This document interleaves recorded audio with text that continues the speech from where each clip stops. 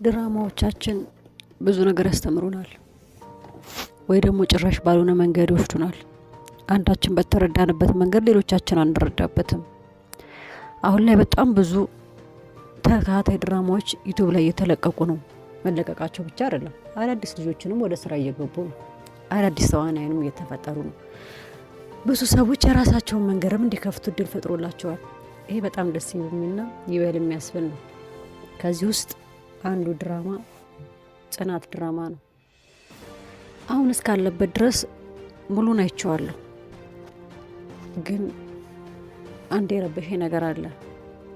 አዎ ለአንዳንዶቻችን ያስተምረናል፣ ለሌሎቻችን ደግሞ ጭራሽ ሌላ ቦታ ይከተናል። አንዳንዶቻችን በመልካሙ ነገር እናያለን፣ አንዳንዶቻችን ደግሞ ባልሆነ መንገድ እናያለን። አንዳንዴ ትንሽ ሁኔታ ተይዞ ጭራሽ የሌለ ዓለም ድራማ ውስጥ እናያለን። አንዳንዴ ደግሞ እየኖርን ያለውን ህይወት እንድናስታውስና የወሰን ያለውን ውሳኔ ጥሩ ይሁን መጥፎ እንድንገመግብም ይረዳናል። አንዳንዴ ደግሞ ለምን እንደምናየው እንኳን ሳናቅ ዝም ብለን ለመደበር አላረል እያሳለፍንም እየተመለስንም እናየዋለን። አሁን ላይ ብዙ ድራማዎች ተመሳሳይ ገጽታ ይኖራቸዋል። በጣም ተመሳሳይ ልጆች፣ ተመሳሳይ ድራማ፣ ተመሳሳይ ድርሰት ጽፈት እስኪመስል ድረስ በአንድ ዙሪያ ላይ ሲያጠነጥኑ ይታያል። ግን እኔ ጽናት ድራማ ላይ አንድ የረበሸ ነገር አለ። እሱም የቤታ ጉዳይ። ቤታ መጀመሪያ ላይ በጣም አፍቃሪ ልጅ ነበረች፣ ማለት ከኪራ ጋር። ለእሷ ያ ህይወት ነው። አንዳችን የሌሎቻችን ላይ ለመፍረድ እጅግ በጣም ቀላል ሊሆን ይችላል። ግን ይሄ እውነተኛ ታሪክ ቢሆንስ? ቤታ እህታችሁ፣ ያክስታችሁ ልጅ ወይም ያጎታችሁ ወይ ስጋ ዘመዳችሁ ብትሆንስ? አንቴን ድራማ ያየኸው የቤታ ወንድም ብትሆንስ? ወይ ደግሞ ሌላ ስጋ ዘመዷ ብትሆንስ? ቤታ ህይወትን እየኖረች ነበር ልክ እንደ ማንኛውም ሰው። ወደፊት ትዳር ይዛለሁ፣ የልጆቼ አባት ይሆናል ብላ ኪራን ተቀብላለች። ለዛም ብዙ ነገሮችን ስታጠፋ እናያታለን። ማለት ራሷን አሳልፋ እስከ መስጠት፣ እሱ እንደሚላት ማድረግ። ቤታ ወልከኛ ናት፣ ተናዳጅ ናት። የትም አግኛት፣ ቤት አግኛት፣ መንገድ ላይ አግኛት፣ የራንተ የረከሰ ቦታ ነው ብላ ያሰብክበት ቦታ አግኛት። ግን ላንተ ክብር ሰጥታ የወደፊት ባሌ ነው ብላ ብዙ ነገሮችን አድርጋለች። እና አላቅም ደራሲውን ማስተላለፍ እንደፈለገ። ቤታ በቃ አበደች፣ ከዛ ቀረች። የኛ ህይወት ነው የወደፊት ህይወት ነው ብለው ለሚቆጣጠሩ ሴቶች ህይወቴ ነው ስለዚህ ከኔ ጋር ነው የሚቀጥለው ብለው ራሳቸውን አሳልፈው ለሰጡ ሴቶች ይሄ ነው የሚከፈላቸው ዋጋ? አልገባኝም። ምንድነው ልታስተላልፍ የፈለከው እንዴ? ቤታ የኛ ዘመድ ብትሆንስ ኖሮ በቃ ህይወቷ እንዲተበላሽተው ነው የሚቀጥለው? አብዳ በቃ። ስለዚህ ማንንም በፍጹም የምታፈቅር ሴት፣ ሙሉ ነገሮችን የምትቀበል ሴት አብዳ ነው የምትቀርቡ ማለት ነው? አልገባኝም። ወይስ እኔ ብቻ ነኝ አልገባኝ? አዎ እውነት ነው። እንደ ካራክተር ኪራና ጽናት በጣም ደስ ይላሉ። ጽናት አንዳንዱ ላሳለፈችው በጽናት ያለፈችው ነገር መልካም ነገር መቀበሏ ጥሩ ነው እና የፍቅሯንም ዋጋ እየከፈለችበት ነው። ብዙ መስዋዕት ከፍላለች። ለዛ መስዋዕት አንተዋ ደግሞ ይሄን ነገር አግኝታለች።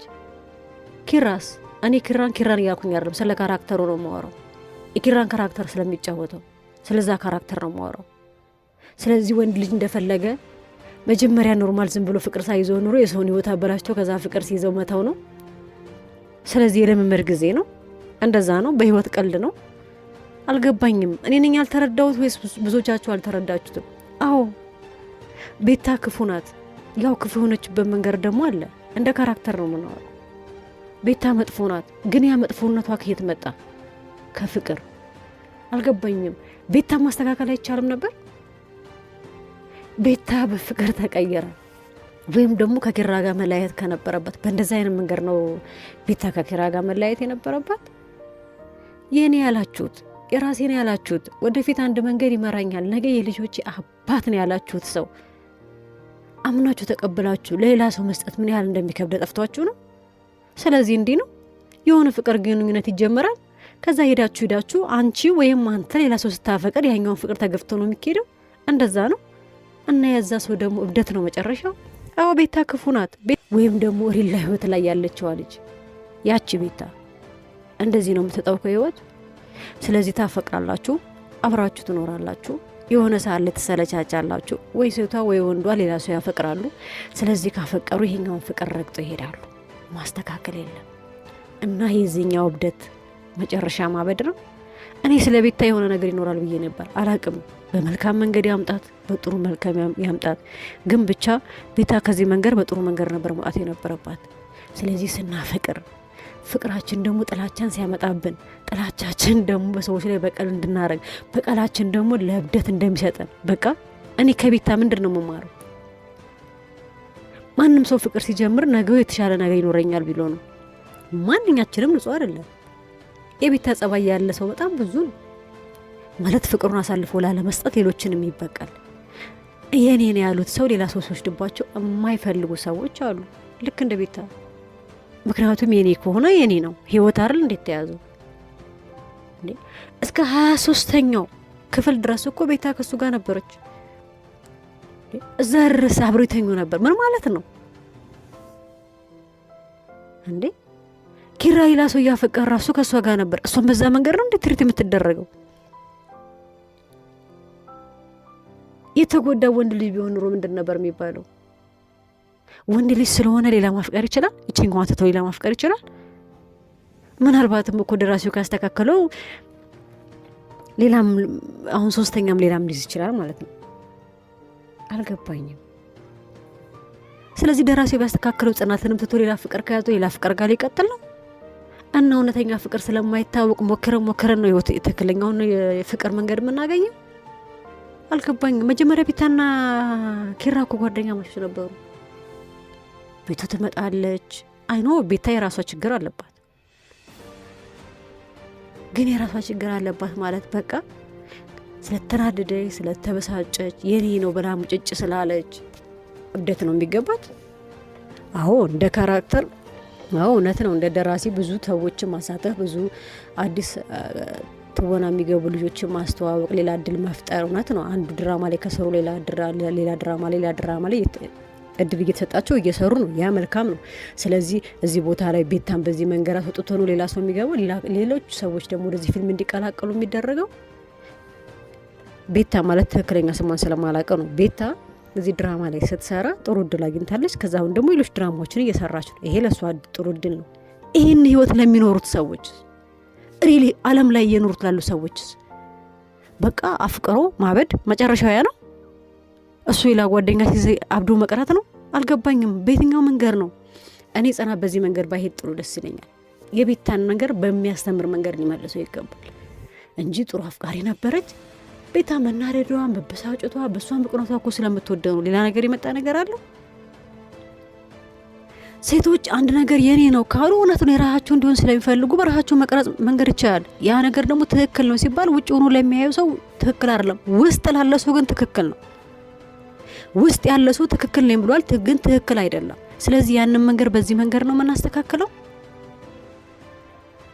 እኔ አሁን የደረሰበት ፓርት ድረስ የቤታን ነገር የሆነ ነገር ይፈጥራል ብዬ አስቤ ነበር፣ ግን አልተፈጠረም። ጎረቤቶች መጡ፣ እሺ ሌላ ሰዎች መጡ። ስለዚህ ድራማ ሌላ ሰዎች ተካተቱ። ለእነሱም ሌላ የስራ እድል፣ ሌላ የትውውቅ መንገድ ነው። በጣም ደስ ይላል። ቤታ በዚህ መንገድ አይደለም ከፊልም መውጣት ያለባት። አዎ ሰዎች ሲበዙ የክፍያው መጠን ይጨምራል። ስለዚህ እዚህ ጋር ቤታ ቆማ ከዛ ሌሎች ሰዎች አዳዲስ ሰዎች የተፈጠሩ አዳዲስ ሰዎች ወደ ፊልሙ አለ መምጣት አለባቸው። ወደ ድራማው እንዲቀላቀሉ ታዋቂ ሰዎች እንዲሆኑ የራሳቸውን መንገድ እንዲከፍትላቸው እንዲፈጠርላቸው ይሆናል። መልካም ጥሩ። ቤታን በዚህ መንገድ ማስወጣቱ ግን ደራሲው ትክክል ነው ብዬ አላስብ። ይሄንን ህይወት እየኖሩት ያሉ ስላሉ በጣም እጅግ በጣም ከቤተሰቦቻቸው በበለጠ ፍቅር ጓደኞቻቸውን የሚወዱ ስላሉ ለነሱ መስዋዕትነት የሚከፍሉ ስላሉ እነሱን ላለማጣት ብለው ንጹህ የነበሩ ልጆች ወደ መጥፎ የተሄዱ ልጆች ስላሉ ስለዚህ ፍቅር ነበረ። ከዛ ያ ፍቅር ለሱ ሌላ ጓደኛ ሲያፈቅር ወደ ጥላቻ ወደ እንትን ተቀየረ። እቺ ልጅ ያለችበት ህይወት አለ ሙሉ ለሙሉ በጥሩ መንገድ አይደለም ከልጁ ህይወት የወጣችው። ስለዚህ መጨረሻዋ እሷን ከዚህ ህይወት ለማስወጣት ማሳበር ነው መፍትሄው። በቃ እኔ የቤታ አውጣት ደስ አላለኝ። ምክንያቱም የሚኖሩት ሰዎች ስላሉ ከዚህ ምንድነው የምታስተምረን አልገባኝም። ሌላ ሰው ካፈቀረ ያ ሰው አፍቅሮ ሲወጣ ማበር ነው። ስለዚህ ሌላ አማራጭ የለም። ሌላ መንገድ ልናየው አይገባም። ይሄ በጣም እጅግ እጅግ እጅግ ትክክል ያልሆነ ነገር አላቅም። ደራሲዋ ወይም በምን መንገድ ደራሲ በዚህ መንገድ እንደሚያስተካክለው አላቅም። ግን ቤታ በዚህ መንገድ ፊልሙ እስኪያልቅ ድረስ በዚህ መንገድ መውጣት የለባትም ባይ ነው። ወንዶቹም እኮ አሉ የሚጎዱ የኔ ናት ብለው ብዙ መስዋዕትነት ከፍለውባት ከቤተሰቦቻቸው ተጣልተው ብዙ ነገሮቻቸውን አጥተው ስራቸውን አጥተው ብዙ መስዋዕትነት ከፍለው ጭራሽ ጓደኛ ከያዟቸው ከሌሎች ወንዶች ጋር ተጣልተው ተረባርበው ስም ወጥቶላቸው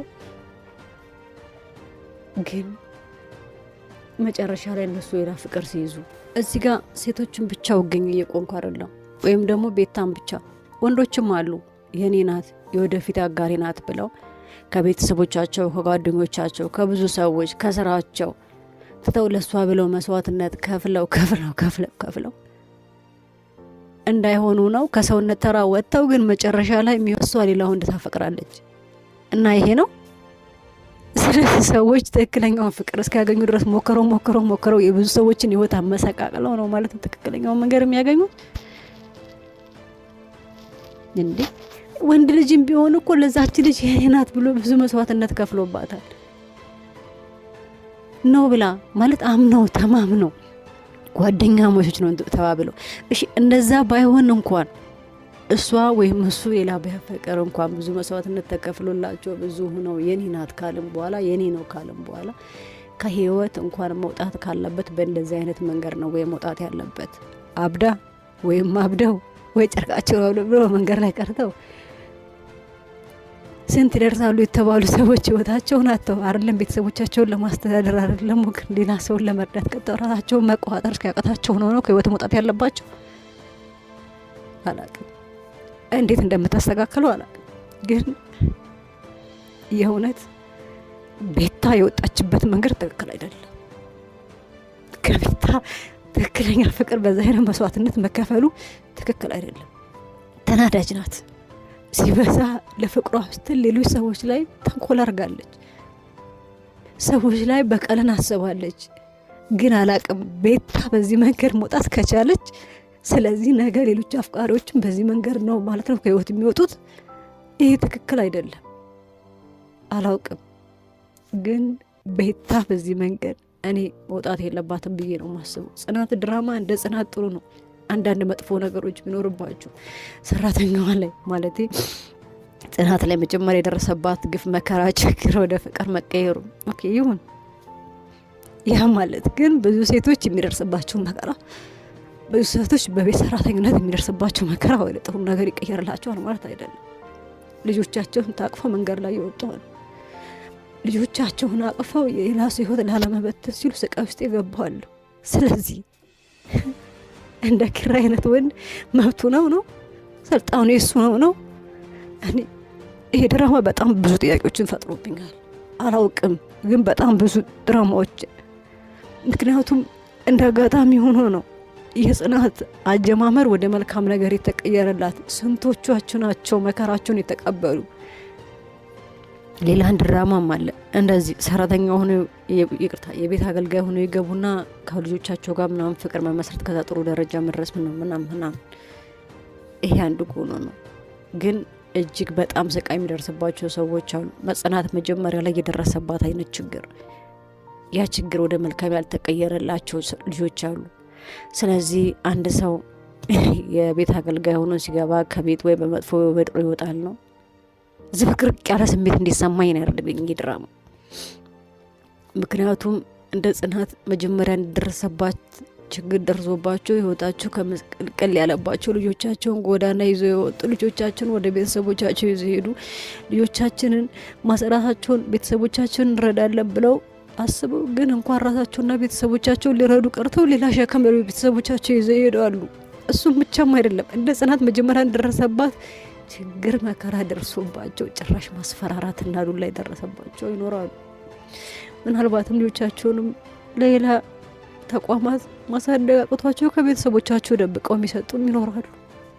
ብዙ መከራ አላውቅም ግን ይሄ ድራማ በሆነ መንገድ መስተካከል አለበት ብዬ አስባለሁ። ይሄ አይደለም፣ ይሄ ትክክለኛ መንገድ አይደለም። ቤታ የወጣችበት መንገድ ልክ አይደለም። ያ ማለት ግን ጽናት መጀመሪያ ላይ የደረሰባት ችግር እንደ ጽናት የሚያልፋልን ማለት አይደለም። በዛ ስንት ስቃይና መከራ የሚቀበሉ ሴት እህቶቻችን ስላሉ ማለት ነው። እንደ ቤታም አፍቅረው ስንት ስቃይ ውስጥ የገቡ ወንዶችም ስላሉ ግን አላቅም።